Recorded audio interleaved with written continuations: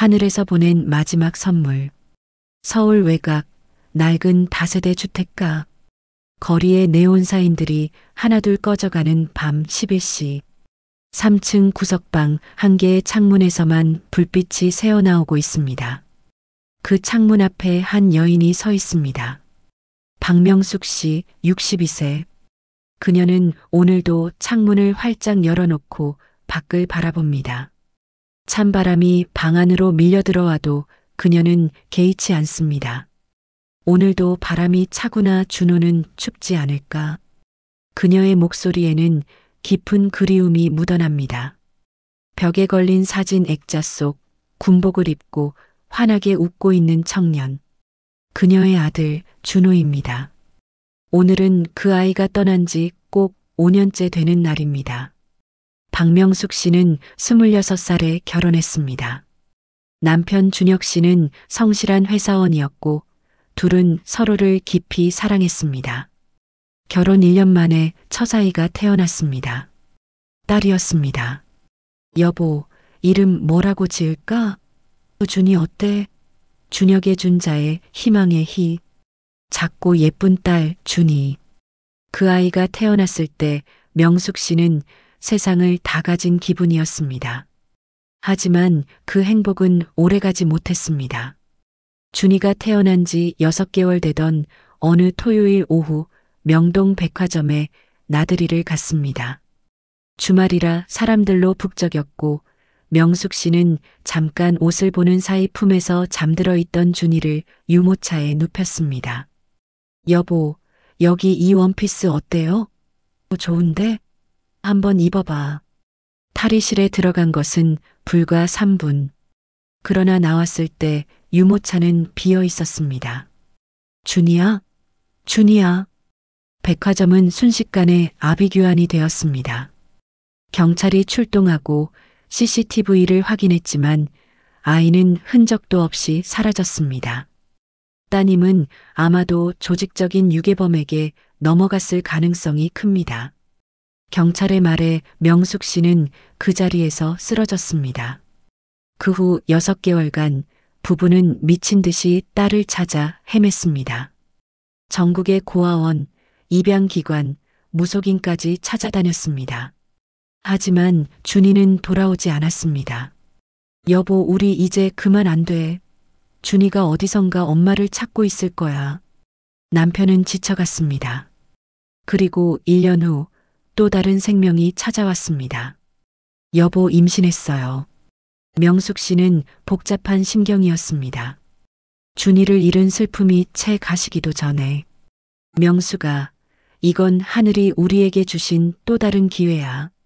그렇게 태어난 아이가 준호였습니다. 준호는 건강하고 밝은 아이로 자랐습니다. 그러나 명숙 씨는 늘 마음 한구석이 비어 있는 것 같았습니다. 준이는 지금 어디서 뭘 하고 있을까? 준호가 5살이 되던 해 남편 준혁 씨가 과로로 쓰러졌습니다. 가난 말기. 불과 3개월 만에 세상을 떠났습니다. 명수가 준호 잘 부탁해. 그리고 미안해. 준이를 끝까지 못 찾아줘서. 그날부터 명숙 씨는 정말 혼자가 되었습니다. 딸도 잃고 남편도 잃고 이제 남은 건 5살 준호뿐이었습니다. 엄마, 울지 마. 준호가 있잖아. 어린 준호가 엄마의 눈물을 닦아주었습니다. 명숙 씨는 식당 배달일, 청소일 가리지 않고 일했습니다. 준호에게만은 부족함 없이 해주고 싶었습니다. 준호는 공부도 잘했고 운동도 잘했습니다. 무엇보다 효자였습니다. 엄마, 나 장학금 받았어. 엄마, 내가 알바해서 이거 샀어.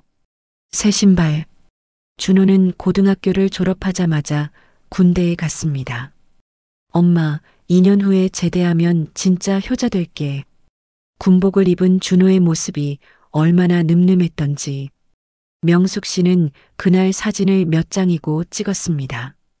제대를 3개월 앞둔 어느 토요일 저녁, 준호는 주말 외박을 나와 엄마를 만나러 왔습니다. 작은 식당에서 둘이 저녁을 먹었습니다. 엄마 제대하면 나 취직해서 엄마랑 좀 더 좋은 데로 이사 가자. 괜찮아. 여기도 좋은데 뭘. 아니야. 이제 내가 보답할게. 그날 밤 9시 준호는 부대로 돌아가기 위해 버스 정류장으로 걸어갔습니다. 엄마 들어가. 춥잖아. 알았어. 조심히 들어가고. 응, 다음 주에 또 올게. 준호가 손을 흔들며 횡단보도를 건넜습니다. 초록불이었습니다. 그때였습니다. 기. 음주운전을 하던 화물차가 신호를 무시하고 돌진했습니다. 준호야. 명숙 씨의 비명이 밤하늘을 찢었습니다. 장례식장은 조용했습니다. 명숙 씨는 3일 내내 관 옆을 지켰습니다. 밥도 먹지 않고 물도 마시지 않고 그저 아들의 사진만 바라보았습니다. 장례를 치르고 집에 돌아온 날 명숙 씨는 준호의 방문을 열었습니다. 모든 것이 그대로였습니다. 준호야. 그날 밤 명숙 씨는 처음으로 울음을 터뜨렸습니다. 그날부터 명숙 씨의 일상은 멈췄습니다. 아침에 일어나서 준호 방을 청소하고 준호가 좋아하던 음식을 만들고 준호의 사진 앞에 밥을 차려놓고 이웃들은 걱정했습니다. 저 아줌마 정신이 좀 이상한 것 같아요. 명숙 씨는 사람들을 만나지 않았습니다. 그렇게 1년이 지나고 2년이 지나고 5년이 흘렀습니다. 이웃들이 가장 이상하게 여긴 것은 명숙 씨가 매일 밤 창문을 열어둔다는 것이었습니다. 한겨울에도 비가 오는 날에도 박 씨, 창문 좀 닫으세요. 감기 걸리겠어요. 괜찮아요. 바람 쐬는 거 좋아해서요. 하지만 진짜 이유는 달랐습니다. 혹시 준호가 찾아올지도 몰라. 창문이 닫혀 있으면 못 들어오잖아. 말도 안 되는 생각이었습니다. 하지만 어머니의 마음은 그런 것이었습니다. 오주기가 되던 날 밤, 명숙 씨는 평소처럼 창문을 열어두고 준호 사진 앞에 앉아 있다가 지쳐서 잠이 들었습니다. 그날 밤 꿈을 꾸었습니다. 꿈속에서 명숙 씨는 흰 안개로 가득한 공간에 서 있었습니다. 앞도 뒤도 보이지 않았습니다. 여기가 어디지? 안개 속에서 누군가 걸어 나왔습니다. 군복을 입은 청년. 환하게 웃고 있었습니다. 준호야. 명숙 씨는 달려갔습니다. 하지만 준호는 한 발짝 뒤로 물러섰습니다. 엄마 안아줄 수는 없어. 미안해. 준호야 정말 너구나. 어디 있었니? 엄마가 너무 보고 싶었어. 준호는 슬프면서도 따뜻한 눈빛으로 엄마를 바라보았습니다. 엄마, 나 항상 엄마 곁에 있었어. 그런데 엄마한테 보이지 않았던 것뿐이야. 그랬니, 우리 아들.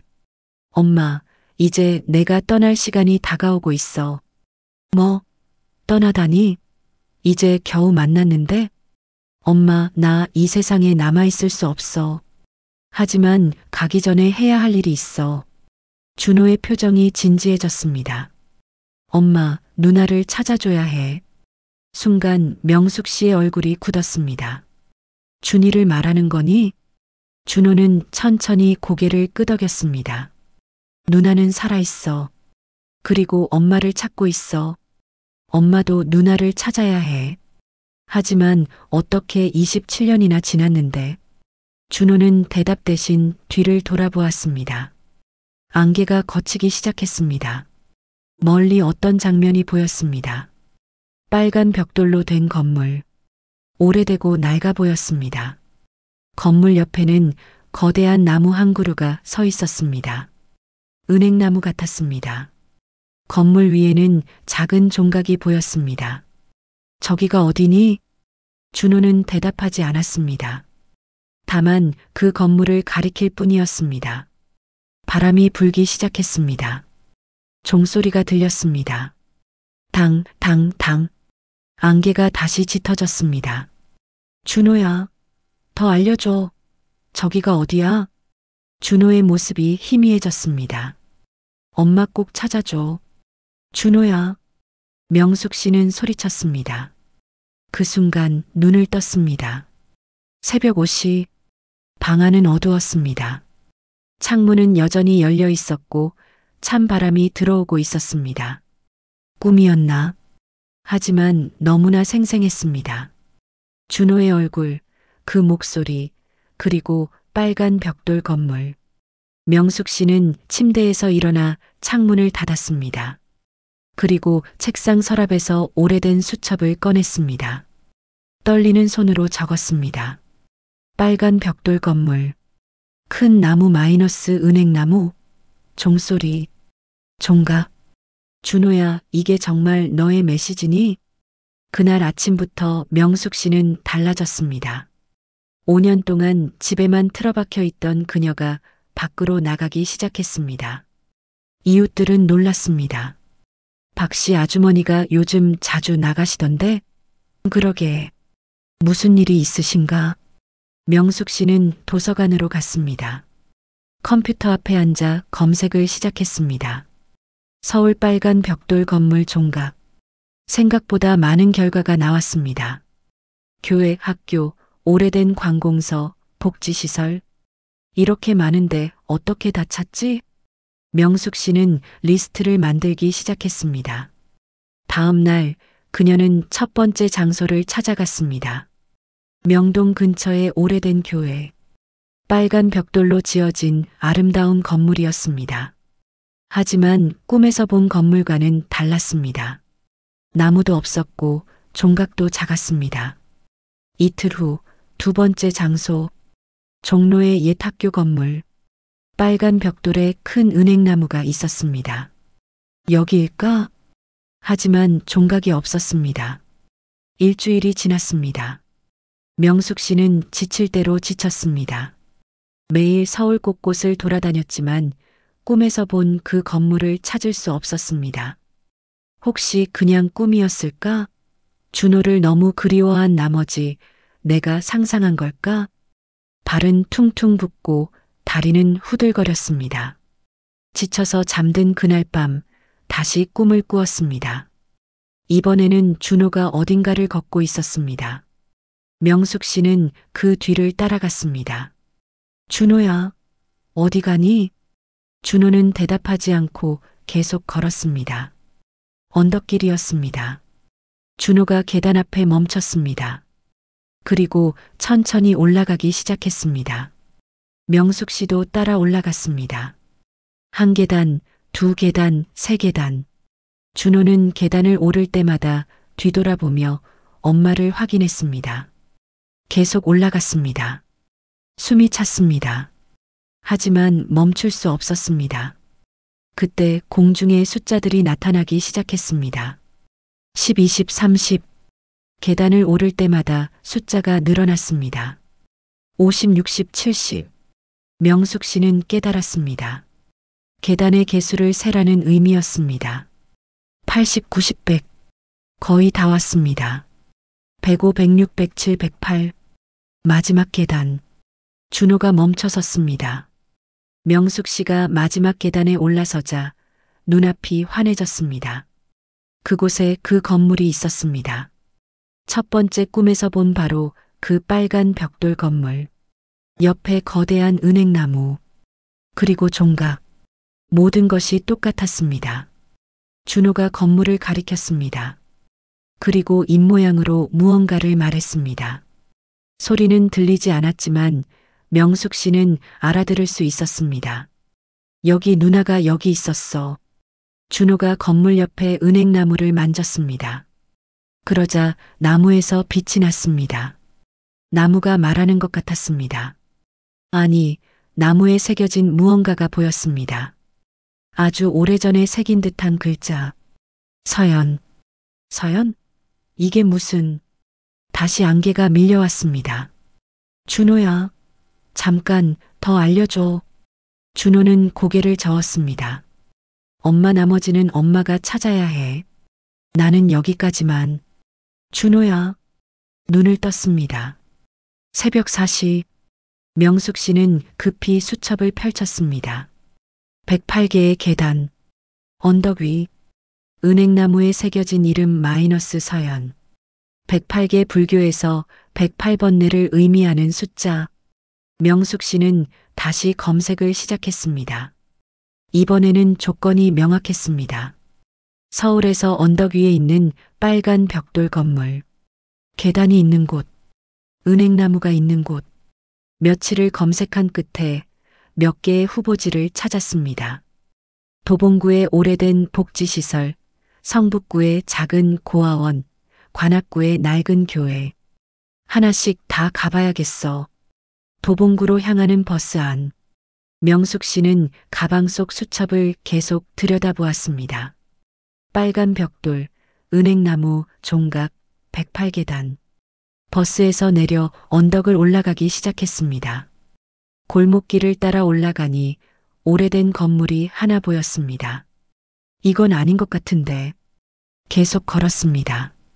그리고 한 모퉁이를 돌았을 때, 명숙 씨는 그 자리에 멈춰 섰습니다. 저 멀리 언덕 위에 빨간 벽돌 건물이 보였습니다. 옆에 거대한 나무 한 그루. 꿈에서 본 바로 그 풍경. 명숙 씨는 뛰기 시작했습니다. 62세의 나이에도 불구하고 계단이 보였습니다. 하나, 둘, 셋. 숨을 헐떡이며 계단을 올라갔습니다. 15, 16. 가슴이 두근거렸습니다. 30, 40. 다리가 후들거렸지만 멈출 수 없었습니다. 70, 80. 거의 다 왔습니다.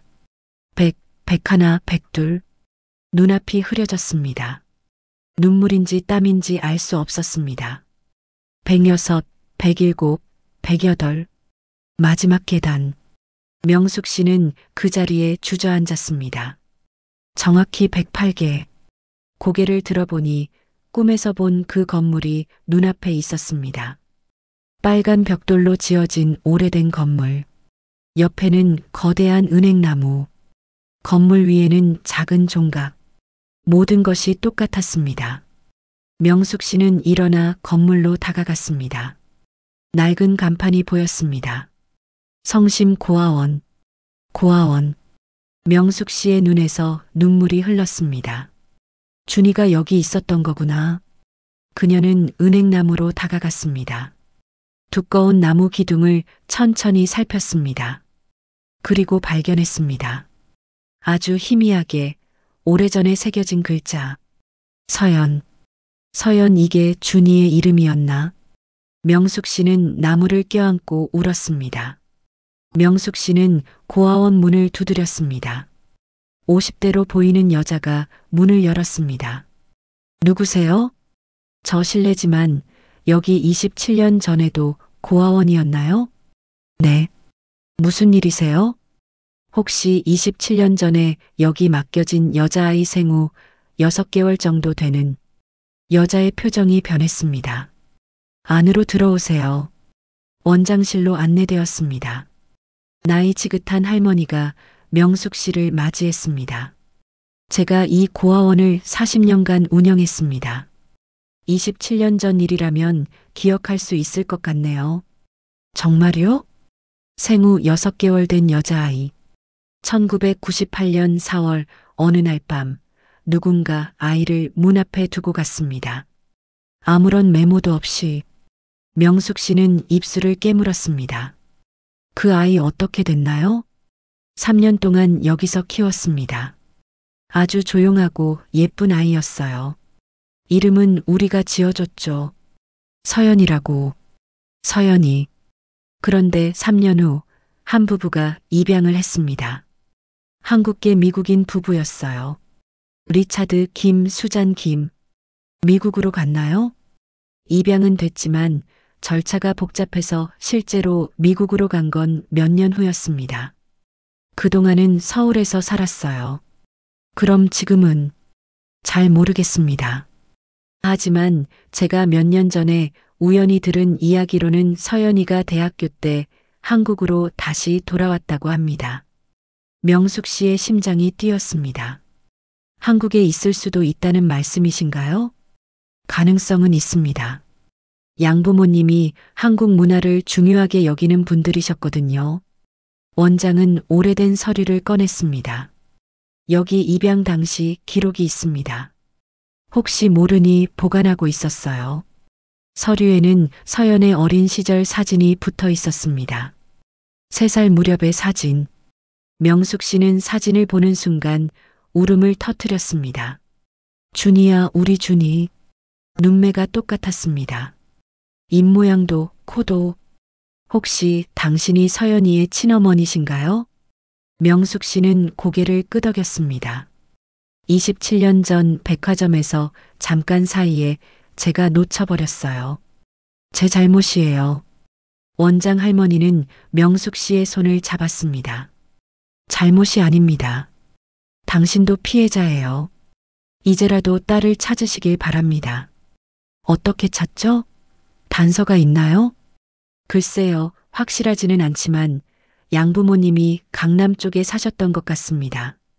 그리고 서연이가 작가를 꿈꿨다는 이야기를 들었어요. 작가요? 네. 글쓰기를 좋아하는 아이였습니다. 명숙 씨는 메모했습니다. 서연, 작가, 강남. 정말 감사합니다. 고아원을 나서면서 명숙 씨는 다시 은행나무를 바라보았습니다. 준이야, 아니 서연아, 엄마가 꼭 찾을게. 일주일이 지났습니다. 명숙 씨는 서연 작가라는 키워드로 검색을 했지만 단서를 찾을 수 없었습니다. 등단한 작가도 아니고 인터넷에 활동하는 것 같지도 않았습니다. 어떻게 찾지? 지쳐서 잠든 그날 밤 3번째 꿈을 꾸었습니다.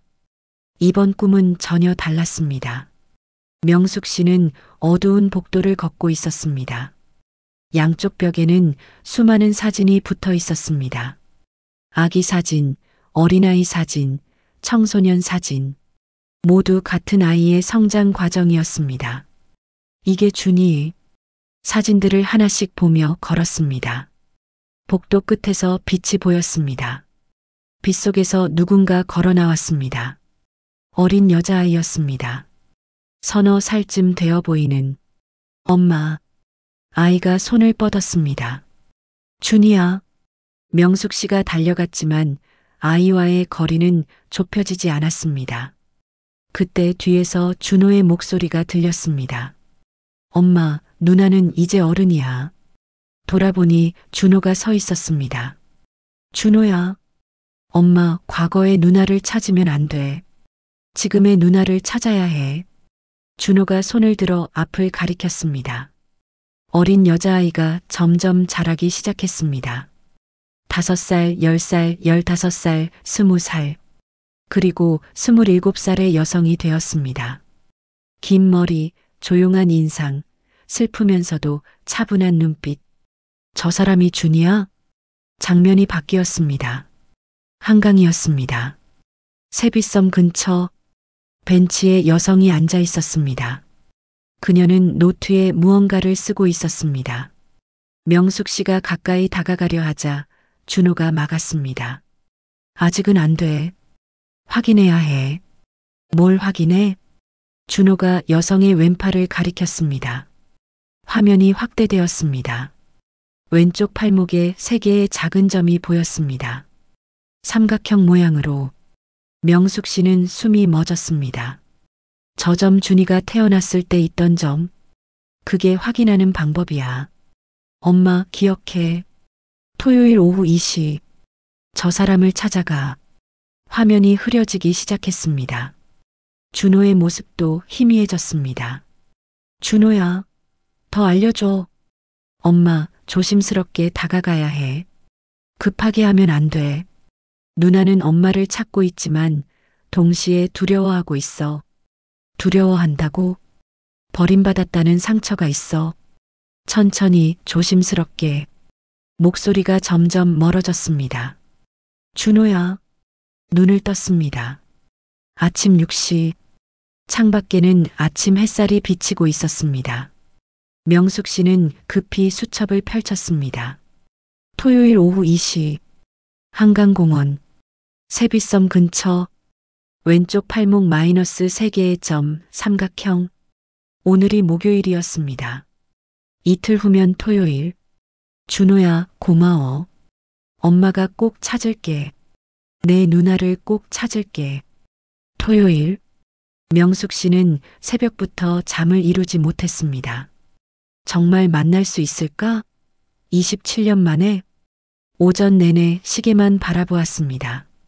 오후 1시 명숙 씨는 반포 한강공원으로 향했습니다. 버스에서 내려 공원을 걸었습니다. 세빛섬이 보였습니다. 1시 50분. 명숙 씨는 세빛섬 근처 벤치에 앉았습니다. 가슴이 터질 것 같았습니다. 만약 안 오면 어떡하지? 만약 꿈이 틀렸다면? 2시가 되었습니다. 명숙 씨는 주변을 살폈습니다. 많은 사람들이 지나갔습니다. 조깅하는 사람, 자전거 타는 사람, 강아지 산책시키는 사람. 2시 10분. 혹시 안 오는 건가? 그때였습니다. 강변길을 따라 한 여성이 걸어오고 있었습니다. 20대 후반으로 보이는 여성. 긴 생머리에 하얀 블라우스를 입고 있었습니다. 그녀는 천천히 걸으며 한강을 바라보고 있었습니다. 명숙 씨의 심장이 빠르게 뛰었습니다. 여성은 명숙 씨가 앉아 있는 곳에서 조금 떨어진 벤치에 앉았습니다. 그리고 가방에서 노트를 꺼내 무언가를 쓰기 시작했습니다. 명숙 씨는 조심스럽게 관찰했습니다. 여성의 눈매, 코, 입모양. 준이를 닮았어. 아니, 남편을 닮았나 아니야. 나를 닮았어. 여성이 노트를 쓰다가 팔을 뻗어 스트레칭을 했습니다. 그 순간 명숙 씨는 보았습니다. 왼쪽 팔목. 소매가 조금 올라가면서 팔목이 보였습니다. 3개의 작은 점. 삼각형 모양으로. 명숙 씨는 눈물이 쏟아질 것 같았지만 참았습니다. 저 사람이 내 딸이야. 준이야. 하지만 다가갈 수 없었습니다. 준호의 말이 떠올랐습니다. 조심스럽게. 급하게 하면 안 돼. 명숙 씨는 그저 멀리서 딸을 바라보았습니다. 1시간이 지났습니다. 여성은 계속 노트에 무언가를 쓰고 있었습니다. 때때로 한강을 바라보며 생각에 잠기곤 했습니다. 명숙 씨는 딸의 모든 모습을 눈에 담으려 했습니다. 내 딸 이렇게 컸구나. 이렇게 예쁘게 자랐구나. 3시가 되자 여성이 일어났습니다. 명숙 씨는 용기를 냈습니다. 여성이 지나가는 길목에 서서 말을 걸었습니다. 저기 실례지만. 여성이 멈춰 섰습니다. 네. 목소리를 직접 들으니 명숙 씨는 울컥했습니다. 혹시 매주 이곳에 오시나요? 여성은 잠시 망설이다 대답했습니다. 네, 보통 토요일마다 오는 편이에요. 여기서 글을 쓰거든요. 그렇군요. 저도 이 근처를 자주 산책해요. 경치가 참 좋죠? 네, 마음이 편해지는 것 같아요. 짧은 대화였지만 명숙 씨에게는 세상에서 가장 소중한 순간이었습니다. 여성은 미소를 지으며 자리를 떠났습니다. 명숙 씨는 그 자리에 남아 딸의 뒷모습을 바라보았습니다. 그리고 조용히 울었습니다. 준이야, 엄마가 여기 있어. 이제 찾았어. 다음 주 토요일. 명숙 씨는 다시 같은 곳으로 갔습니다. 이번에는 작은 도시락을 준비했습니다. 2시가 되자 여성이 나타났습니다. 지난주와 같은 벤치에 앉았습니다. 명숙 씨는 조금 더 가까운 벤치에 앉았습니다. 30분쯤 지났을 때 명숙 씨가 말을 걸었습니다. 안녕하세요. 저번 주에 뵀죠? 여성은 명숙 씨를 기억하는 듯 미소 지었습니다. 아, 네. 안녕하세요. 혹시 점심 드셨어요? 제가 김밥을 좀 많이 싸왔는데 함께 드실래요? 아, 괜찮습니다. 아니에요. 혼자 먹기엔 너무 많아요. 그냥 버리기도 아깝고요. 명숙 씨의 따뜻한 눈빛에 여성은 거절할 수 없었습니다. 그럼 감사히 먹겠습니다. 두 사람은 함께 벤치에 앉아 김밥을 먹었습니다. 이름이 뭐예요? 김서연이에요. 서연. 고아원에서 지어준 그 이름. 예쁜 이름이네요. 저는 박명숙이에요. 안녕하세요. 서연 씨는 여기서 뭐 하시는 거예요? 지난번에도 노트에 뭔가 쓰시던데. 아, 적을 쓰는 걸 좋아해요. 소설을 쓰고 있어요. 와, 대단하네요. 무슨 소설을 쓰세요? 서연은 잠시 망설이다 말했습니다. 가족에 관한 이야기요. 특히 헤어진 가족이 다시 만나는 이야기. 명숙 씨의 가슴이 철렁했습니다. 왜 그런 주제를 선택하셨어요? 서연은 한강을 바라보며 조용히 말했습니다. 사실 저도 그런 경험이 있어서요. 제 친부모를 모르거든요. 아, 저는 입양아예요. 어렸을 때 미국 가정에 입양됐다가 몇 년 전에 한국으로 돌아왔어요. 명숙 씨는 눈물이 날 것 같았지만 최대한 침착하게 들었습니다. 친부모를 찾고 계시는 건가요? 네. 하지만 단서가 없어요. 제가 어떻게 고아원에 맡겨졌는지도 모르고. 서연의 눈에 슬픔이 어렸습니다. 그래도 포기하면 안 되죠. 언젠가는 만날 수 있을 거예요. 명숙 씨가 서연의 손을 잡았습니다. 어쩌면 당신 부모님도 당신을 찾고 있을지 몰라요. 매일 당신을 그리워하면서. 서연은 명숙 씨의 눈을 바라보았습니다. 그 눈에서 뭔가 다른 감정을 느꼈습니다. 아주머니 왜 우세요? 아, 미안해요. 그냥 당신 이야기가 가슴이 아파서. 두 사람은 그날 1시간 넘게 이야기를 나눴습니다. 헤어질 때 서연이 말했습니다. 아주머니, 다음 주에도 여기 오실 거예요? 그럼 물론이지. 저도 매주 토요일마다 와요. 또 봬요. 그래, 꼭 또 보자. 명숙 씨는 딸의 뒷모습을 바라보며 생각했습니다. 천천히 가자. 급하게 하면 안 돼. 서연이가 준비될 때까지. 그 후 몇 주 동안 명숙 씨와 서연은 매주 토요일마다 만났습니다. 처음에는 한강공원에서만 만났지만 점점 카페에서 만나기도 하고 함께 산책하기도 했습니다. 아주머니, 이번 주에 쓴 소설 좀 읽어봐 주실래요? 그럼 물론이지. 명숙 씨는 서연의 소설을 읽으며 울었습니다. 입양된 아이가 친부모를 그리워하는 이야기. 버림받았다는 상처. 정체성을 찾아가는 과정. 정말 잘 썼어. 서연아, 너 분명히 훌륭한 작가가 될 거야. 고맙습니다, 아주머니. 서연도 점점 명숙 씨에게 마음을 열기 시작했습니다. 아주머니, 사실 요즘 고민이 있어요. 무슨 고민? DNA 검사를 해볼까 해요. 혹시 친부모를 찾을 수 있지 않을까 해서. 명숙 씨는 조용히 대답했습니다. 그래, 해봐. 꼭 해봐야 해. 나도 DNA 검사를 해야겠구나. 1달이 지났습니다.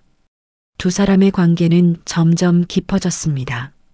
마치 오랜 친구처럼, 아니 그 이상으로. 서연은 명숙 씨와 함께 있으면 이상하게 마음이 편안했습니다. 아주머니, 왜인지 모르겠지만 아주머니와 있으면 집에 온 것 같아요. 명숙 씨는 눈물을 참으며 미소 지었습니다. 나도 그래. 너와 있으면 마음이 따뜻해져.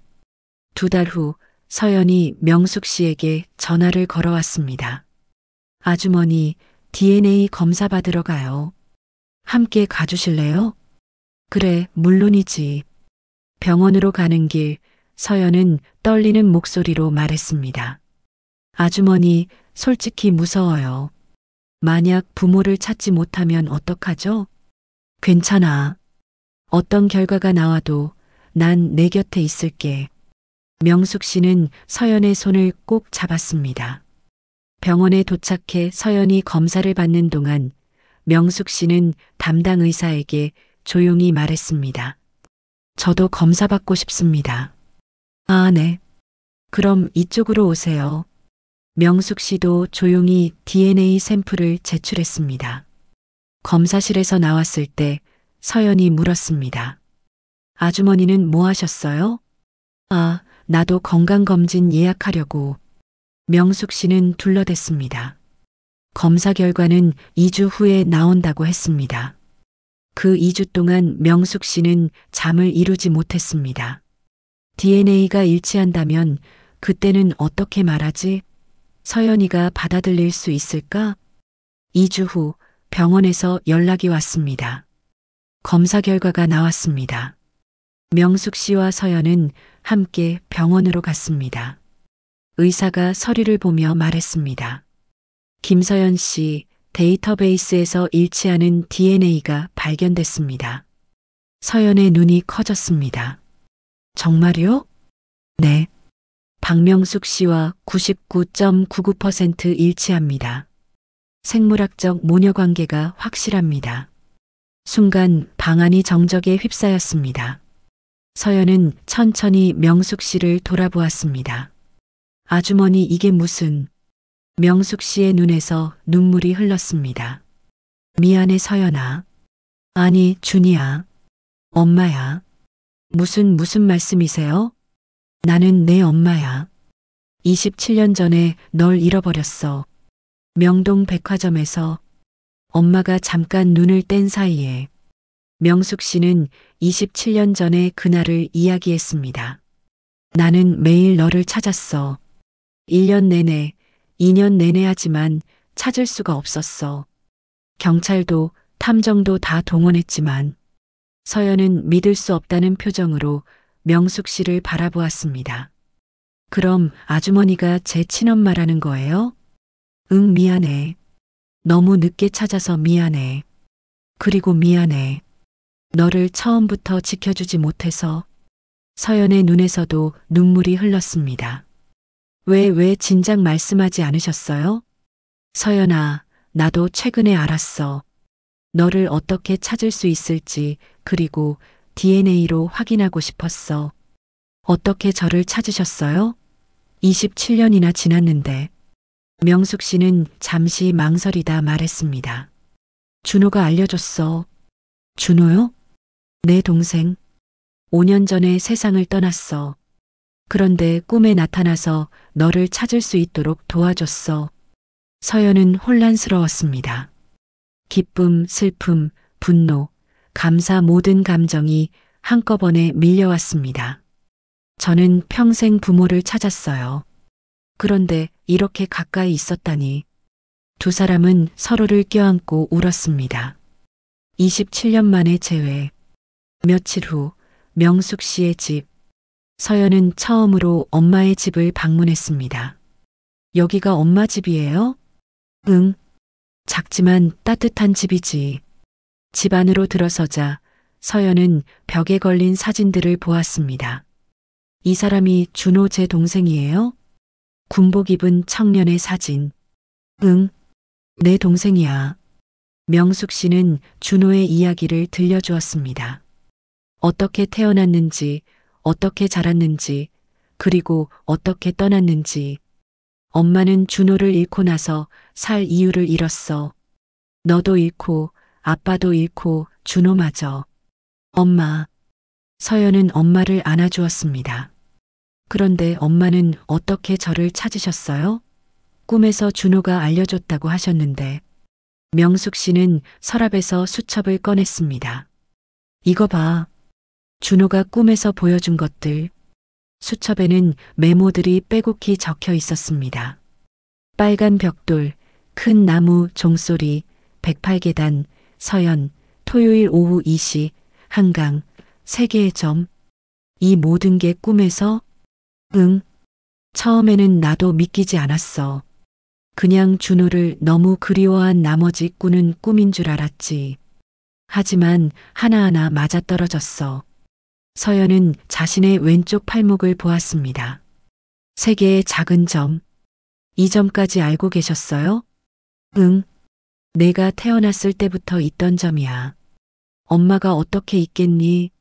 서연은 울었습니다.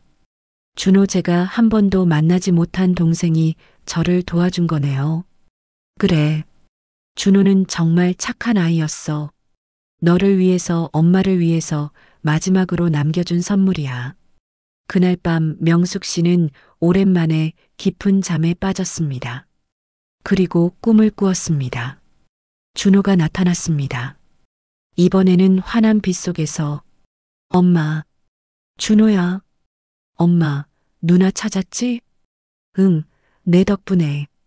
정말 고마워, 우리 아들.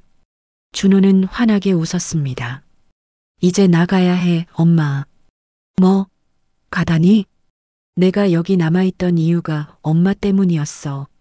엄마가 너무 슬퍼하고 외로워해서 떠날 수가 없었어. 준호야. 그런데 이제 엄마한테 누나가 있잖아. 더 이상 혼자가 아니잖아.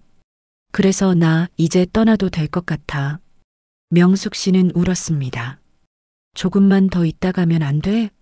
누나도 너를 만나고 싶어 할 텐데. 괜찮아. 누나한테는 엄마가 있잖아. 그걸로 충분해. 준호가 엄마에게 다가왔습니다. 이번에는 안을 수 있었습니다. 따뜻했습니다. 엄마 사랑해. 그리고 고생 많았어. 준호야 엄마도 사랑해. 정말 많이. 준호가 뒤로 물러섰습니다. 엄마, 누나 잘 부탁해. 그리고 엄마도 행복하게 살아. 준호야 기다려. 준호는 점점 희미해졌습니다. 안녕 엄마. 나 이제 편히 쉴게. 준호야. 빛이 사라졌습니다.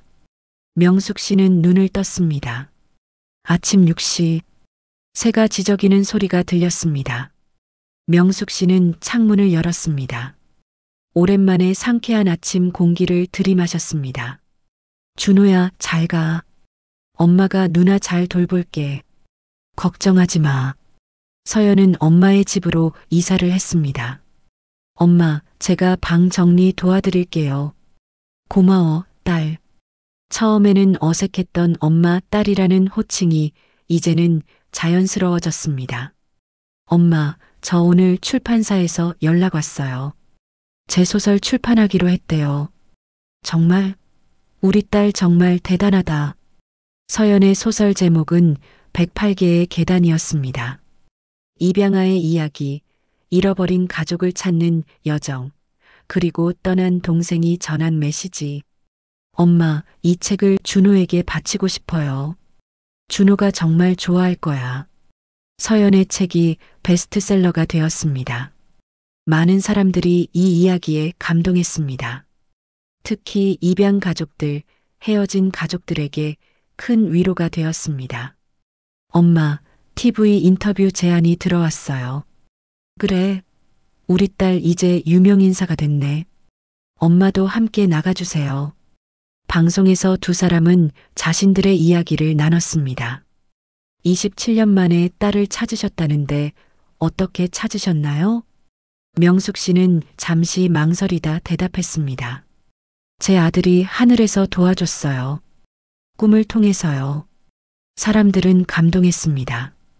방송 후 많은 사람들이 메시지를 보냈습니다. 저도 포기하지 않고 제 가족을 찾아보겠습니다. 당신 이야기가 저에게 희망을 주었습니다. 준호의 생일. 명숙 씨와 서연은 함께 묘지로 갔습니다. 준호야, 생일 축하해. 엄마랑 누나가 왔어. 동생아, 나야. 누나야. 한 번도 만나지 못했지만 내 덕분에 엄마를 만났어. 정말 고마워. 두 사람은 묘 앞에서 조촐한 생일 파티를 했습니다. 그때 따뜻한 바람이 불었습니다. 준호가 있는 것 같아. 네, 엄마. 저도 느껴져요. 하얀 나비 한 마리가 날아와 묘비에 잠시 앉았다가 날아갔습니다. 잘 가, 우리 아들. 사랑해. 2년 후, 서연은 결혼을 했습니다. 좋은 사람을 만났습니다. 결혼식장에서 명숙 씨는 딸의 웨딩드레스 모습을 보며 울었습니다. 엄마, 울지 마세요. 저 행복해요. 알아. 내가 행복해서 엄마도 행복해. 그리고 1년 후 서연은 아기를 낳았습니다. 아들이었습니다. 엄마, 이름을 준호라고 지으려고요. 정말? 네. 삼촌 이름을 물려주고 싶어요. 명숙 씨는 손자를 안으며 울었습니다. 준호야, 우리 준호가 돌아온 것 같네. 작은 준호는 할머니를 보며 활짝 웃었습니다. 그날 밤 명숙 씨는 창문 앞에 섰습니다. 손자 준호를 안고 밤하늘을 바라보았습니다. 준호야, 내 조카야. 내 이름을 물려받았어. 바람이 불었습니다. 따뜻한 봄바람. 고마워, 우리 아들. 내가 준 선물 덕분에 엄마는 다시 가족을 되찾았어. 명숙 씨는 미소 지으며 창문을 닫았습니다. 이제 더 이상 창문을 열고 기다릴 필요가 없었습니다. 준호는 항상 그들 곁에 있었으니까. 마음속에, 기억 속에, 그리고 작은 준호 속에 10년이 흘렀습니다. 명숙 씨는 이제 70이 넘었지만 여전히 건강했습니다. 손자 준호는 이제 10살, 밝고 씩씩한 아이로 자랐습니다. 할머니, 나 삼촌 사진 좀 보여줘. 응, 여기 있어. 작은 준호는 군복 입은 삼촌의 사진을 보며 말했습니다. 삼촌 정말 멋있다. 나도 크면 삼촌처럼 멋진 사람이 될 거야. 그래, 넌 이미 삼촌을 닮았어. 서연은 5번째 소설을 출간했습니다. 모두 베스트셀러가 되었습니다. 엄마, 이번 책은 엄마 이야기예요. 내 이야기? 네. 창문을 닫은 여인이라는 제목이에요. 아들을 잃고 딸을 잃고 그래도 희망을 잃지 않았던 한 여인의 이야기. 명숙 씨는 딸이 쓴 책을 읽으며 울었습니다. 고마워, 준이야. 아니, 서연아. 엄마, 이제 준이라고 불러주세요. 제 진짜 이름이잖아요. 그래, 준이야. 그날 밤 온 가족이 함께 저녁을 먹었습니다. 명숙 씨, 서연준이, 서연의 남편, 그리고 손자 준호. 자, 다 같이 건배. 건배. 명숙 씨는 행복했습니다. 잃어버렸던 것들을 되찾았고 새로운 가족을 얻었습니다. 그 모든 것이 준호 덕분이었습니다. 창문 너머에서 메시지를 전한 그 아이. 그날 밤 명숙 씨는 잠자리에 들기 전 창문을 바라보았습니다. 이제는 닫혀있는 그 창문. 문득 궁금해졌습니다. 준호가 나타난 건 정말이었을까?